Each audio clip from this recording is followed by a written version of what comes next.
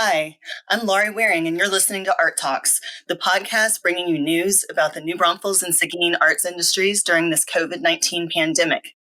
Each week, we'll feature Jason Irle, Executive Director of the Mid-Texas Symphony, Cheryl Fisher, Executive Director at the Brauntex Theater, and we'll feature special guests representing local organizations to share how they're being affected and some messages of positivity. This week, we're visiting with Kyle Kramm of the Seguin Convention and Visitors Bureau about the arts industry. Hi, everyone. So, Jason and Cheryl, Governor Abbott just issued the Phase 1 reopening of Texas on Friday, May 1st, which includes opening of theaters at 25% capacity. How does that affect your venues? Does it apply to you? So, Laurie, from what I've read, I believe he meant the statement for movie theaters and not live performance venues. However, with that in mind, we've decided to reschedule our June shows to July and after.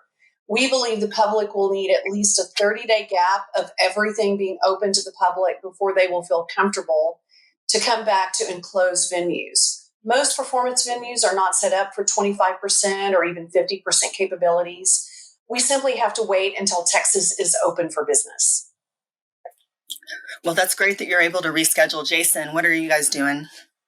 Well, fortunately, our next concert isn't until September, and we'll be announcing that date very soon, actually, with the launch of the new season. But it has not affected us too bad in that regard, and it looks like everything will be good to go in September. So that's what we're really hoping for. So we're still operating here in the office, essential business functions. But other than that,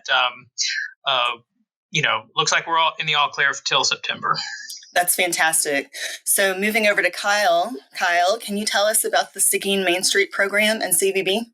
The Seguin Main Street program is the department with the city of Seguin that oversees our downtown revitalization program. It was one of the first original Main Street programs in the state of Texas back in 1981. And then we would stay in the program for a couple years and then leave. But then we rejoined in 1997, and we've been an active member ever since. And so we do a variety of projects throughout the year of hosting community events, promoting downtown Seguin as a place to do business, to come visit, to do some shopping, as well as providing incentives for our downtown property owners and businesses, as well as small business training and a variety of other things that just help to make downtown revitalized. On the Convention and Visitors Bureau, that is the department with the city that oversees our tourism program for the community. So we work to promote Seguin as a tourist destination, recruit meetings and events to come to Seguin, and just get the word out as much as possible about all there is to do in Seguin. The department also oversees the Seguin Commission on the Arts, which is the public body for the arts in Seguin that is appointed by City Council. It includes representatives from the various art organizations in Seguin, and their role is to bring in art organizations from outside of Seguin to do performances, as well as promote our local artists, put on art events, and also help fund and produce public art as well. Hi, Kyle. What makes the art scene in Seguin unique and interesting? And what does a typical year of arts community events look like? So the art scene in Seguin started pretty early, actually, in the community. One of the first buildings built in Seguin was the Klein Opera House in 1890, which was on the second floor of a building in our downtown historic district. It's also the first place in Seguin that showed a moving picture. I believe that was like in 1910 or somewhere around there. But we also had touring opera singers come in back in the early 1900s. And then the art scene has continued to develop and grow. It's not as vibrant and as large as some of other communities, but it is here. And we have organizations like Teatro de Artes, which is the Hispanic Arts Center that has been in Seguin for almost 40 years now. We have the Seguin Art League, which is it's a separate nonprofit organization that has purchased a building in downtown Seguin that they are in the process of doing a restoration of, so that they can open up and have a public gallery and also an event space as well. And then we also have the Mid-Texas Symphony and a variety of other art organizations throughout Seguin. One of the things that makes us a little bit more unique is the fact that we have 2 historic theaters in our downtown historic district. On the north end of our downtown historic district, we have the Texas Theater, which was built in 1936. And then on the southern end, we have the Palace Theater, which was built in the 1940s.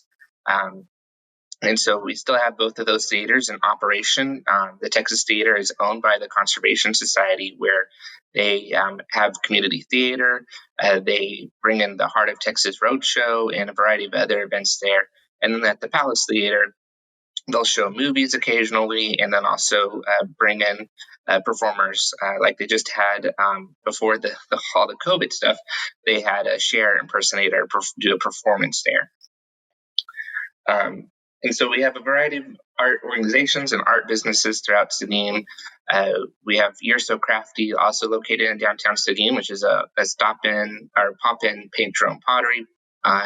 Also there, you can do a variety of other craft projects, including canvas painting, glass projects, and belting projects as well. A little further north in the downtown district, you also will find Pickett's Fine Art and Frame Shop. He has been in downtown Seguin, I believe, since the 1970s.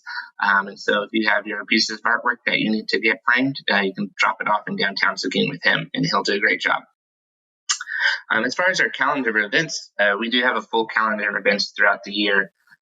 Whether it be at the Texas Theater or Palace Theater, they're always having shows going on. My department within the city of Seguin also hosts a variety of events, including Arts Fest, which is a one-day festival that celebrates the arts. We also have Art at the Texas, which is our art award ceremony. And then we also have our summer concert series in Central Park in our downtown historic district, which unfortunately this year is looking like it's going to be moved from June until September, just due to all the COVID-related issues. And this also you'll find live music performed in our downtown venues as well, pretty much throughout the year. Kyle, this is my first year working for the Mid-Texas Symphony, and I had the opportunity to participate in the Sip and Stroll Holiday Festival, and that was a really fun event. And it was really good to see how the community came together and supported that. And there was some arts influence and some events going on at the same time, and it was a lot of fun. I'm curious to know, I've seen you send out some surveys asking for feedback on how COVID-19 is affecting businesses in Seguin. Can you share anything you've learned from those responses, and specifically its impact on arts organizations? Sure.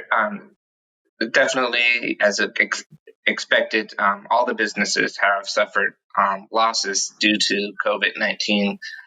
Several have had to furlough or lay off employees or cut hours for employees. And then they're all just trying to do whatever they can to survive through this time. But they've been pretty creative and able to adapt very well. Some have launched their online stores, which they had been putting off for months, and all of a sudden they're like, okay, now's the time to launch. But as far as specifically art organizations, I can't really speak to exactly how they are coping. I know Teatro has had to cancel all of their classes, and they are trying to figure out how to do a virtual end-of-the-year recital. And then the Seguin Art League has not met, but they are still changing out the artwork in their windows in downtown Seguin, as well as they are sharing stories with their members about what they are all doing. I know one local artist has taken this opportunity to get her artist website up and running. And then we also have a lot of at-home businesses like Turtle and Bird Creations. She's a local vendor who produces homemade goods. And so she's taken this opportunity to adapt her business, and she's now making masks and selling those. I'm curious to know also, Kyle, what is like your favorite memory of coordinating or producing an arts event in Seguin? I know you've been doing this for a few years, so what sticks out the most to you? There's always a couple events every year that are very near and dear to my heart.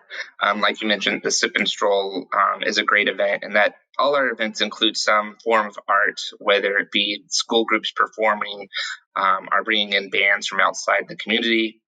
But probably my favorite time of the year is actually like about 9:50 on July 4th. My department puts on the 4th of July parade. And so I'm the last entry or the last vehicle to go down Austin Street before the parade starts. And so every year I get to see the 10,000 people or so that are out waiting for the parade to start. And so it's just an amazing feeling to see that.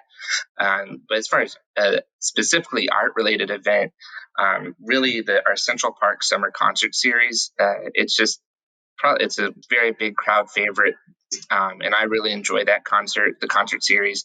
I get to sit out in the park every Sunday evening in June and just listen to great music, and the community just enjoys it, and you can feel their appreciation.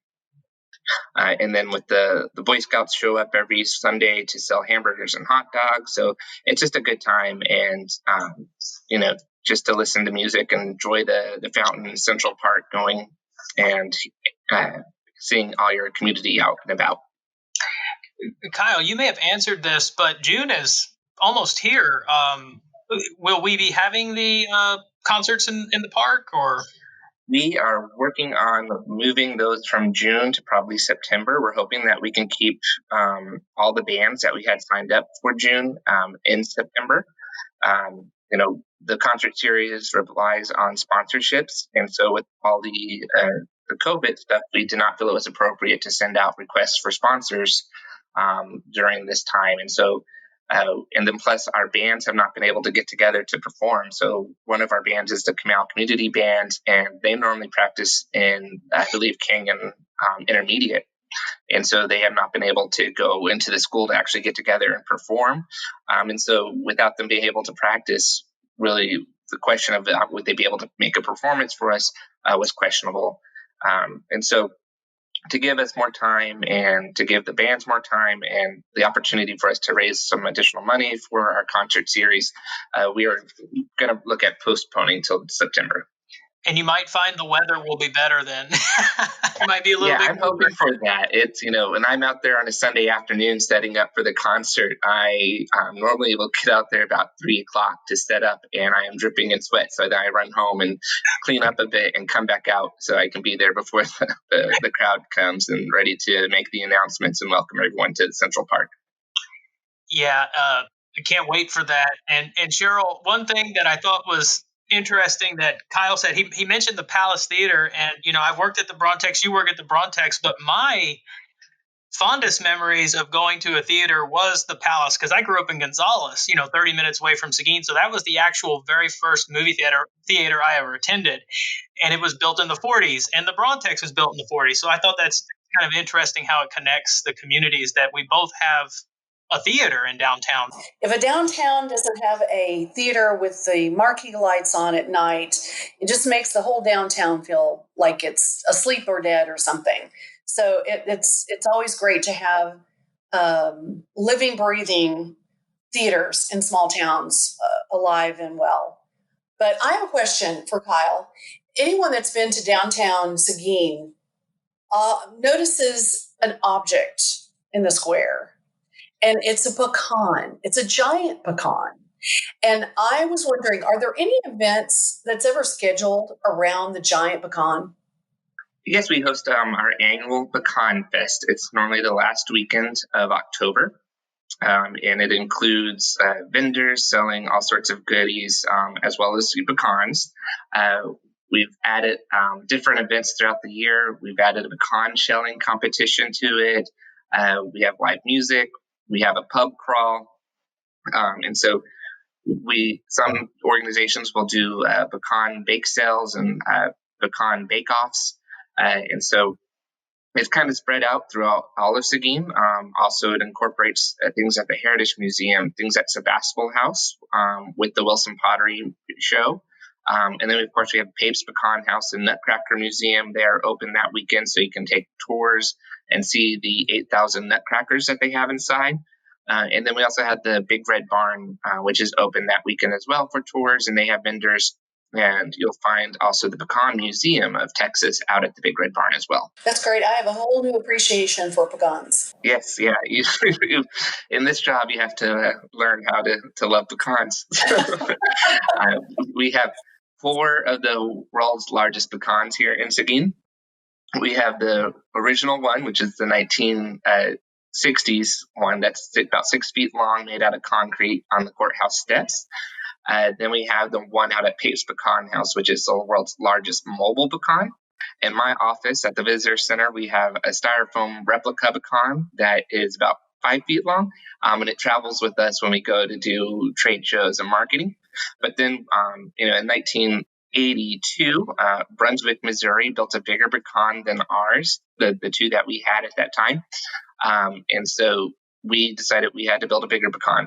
And so in 2011, we took the title back of being home of the world's largest pecan with a 16-foot fiberglass pecan out at the Big Red Barn in front of the Texas Pecan Museum. Growing up in Gonzales, we had a lot of pecans too. 1 bucket of pecans was good for 1 soda at the grocery store. So it was a big deal when you were 10 years old picking pecans in your backyard. So that's how you became so good at math.